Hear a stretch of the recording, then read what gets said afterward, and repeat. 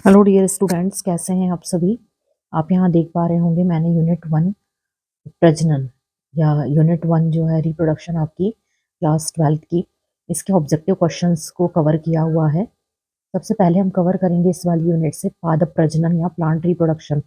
सबसे स्पेशल बात इस वाली वीडियो की ये होगी, और आपको रेगुलरली ये वीडियोज़ मिलेंगी, इसमें केवल आपके ऑब्जेक्टिव क्वेश्चंस कवर किए गए हैं। उस चैप्टर से जितने इंपॉर्टेंट क्वेश्चंस ऑब्जेक्टिव के बन सकते हैं वो आप देख रहे होंगे यहाँ पर मैंने कवर किए हुए हैं।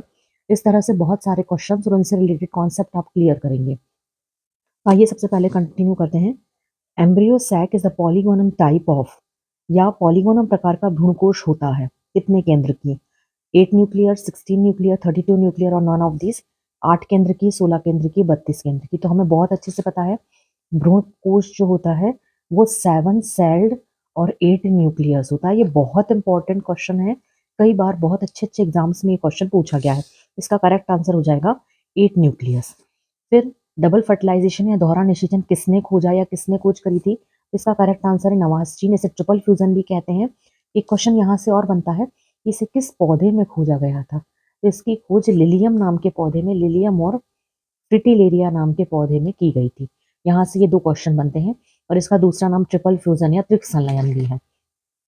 तीसरा क्वेश्चन आता है कि तरल नाभिकीय भ्रूणपोष पाया जाता है, तो लिक्विड एंडोस्पर्म जो है वो नारियल में पाया जाता है। ये बहुत इंपॉर्टेंट क्वेश्चन है, कई बार एग्जाम्स में रिपीट हुआ क्वेश्चन है, किसी भी बोर्ड का एग्जाम हो।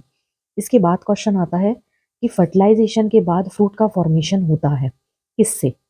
बीजांड से, भ्रूणकोश से, अंडाशय से कि वर्तिकाग्र से? तो आपको बहुत अच्छे से पता है कि फ्रूट का फॉर्मेशन जो होता है वो अंडाशय से होता है।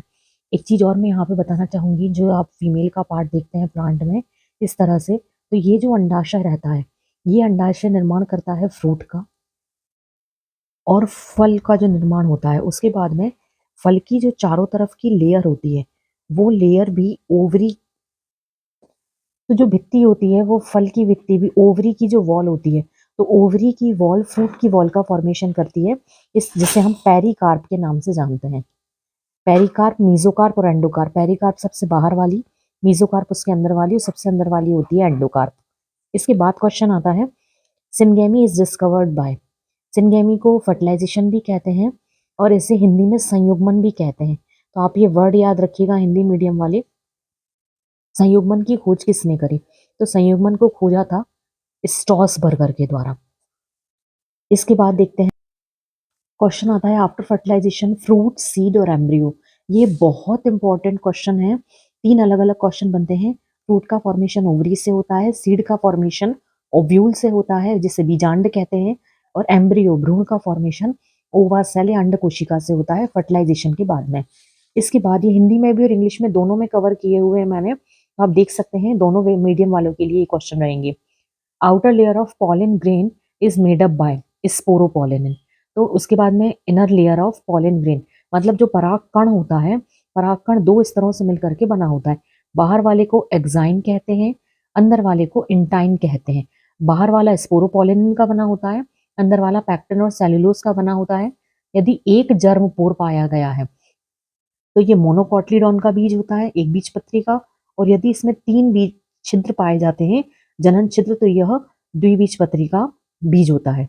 इस तरह से ये क्वेश्चंस भी आप कवर कर सकते हैं, और प्लीज ये क्वेश्चंस आप नोट डाउन करिए अपनी कॉपी में, जिससे एग्जाम के टाइम पर आपके पास क्वेश्चंस का कलेक्शन प्रॉपर हो। जीनोगेमी टाइप ऑफ, जीनोगेमी प्रकार होता है स्वपरागण का। जो आपने स्वपरागण और परपरागण पढ़ा होगा, तो जीन ऑटोगेमी, जिटेनोगेमी और जीनोगेमी। तो जीनोगेमी जो टाइप है पर परागण, ये पर परागण का टाइप है, स्वपरागण का नहीं है, बट यहाँ बुक्स में आपको स्वपरागण में देखने मिलेगा, क्रॉस पॉलिनेशन।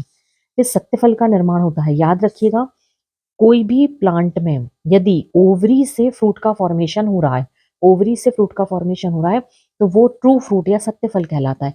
बट ओवरी के अलावा किसी और पार्ट से यदि फ्रूट का फॉर्मेशन हो रहा है तो उसे असत्य फल या फाल्स फ्रूट के नाम से जाना जाता है। इसके बाद आता है, ये दोनों क्वेश्चन बहुत इंपॉर्टेंट है। विदाउट फर्टिलाइजेशन एम्ब्रियो का फॉर्मेशन पार्थिनोजेनेसिस, और विदाउट फर्टिलाइजेशन फ्रूट का फॉर्मेशन या बिना बीज के फल का निर्माण पार्थिनोकार्पी या अनिषेक फलन। तो 2 क्वेश्चन याद रखिएगा, जब भी फर्टिलाइजेशन होगा तो एम्ब्रियो का फॉर्मेशन होगा, बट एम्ब्रियो बन जाए पर फर्टिलाइजेशन ना हो तो उसे कहते हैं पार्थिनोजेनेसिस। फिर फर्टिलाइजेशन ना हो और फ्रूट का फॉर्मेशन हो जाए तो वो कहलाता है पार्थिनोकार्पी। इसके बाद लास्ट क्वेश्चन आता है, nutrition layer of pollen sac is tapetum. ये भी बहुत इंपॉर्टेंट है। तो मैंने यहाँ करीबन 13 क्वेश्चन कवर किए हैं, बट इन 13 क्वेश्चंस में बहुत सारे कॉन्सेप्ट मैंने आपको बताए हुए हैं। इस तरह से प्लीज वीडियो को देखते रहें। अब मैं आपको रेगुलरली हर चैप्टर्स की वीडियो, जो ऑब्जेक्टिव क्वेश्चंस रहेंगे, मैं आपको कवर करूंगी और वीडियो कंटिन्यू करूंगी, जिससे आपके ऑब्जेक्टिव क्वेश्चंस कवर हो जाए। चैनल को सब्सक्राइब करिए, प्लीज वीडियो को फॉरवर्ड करिए। Thank you.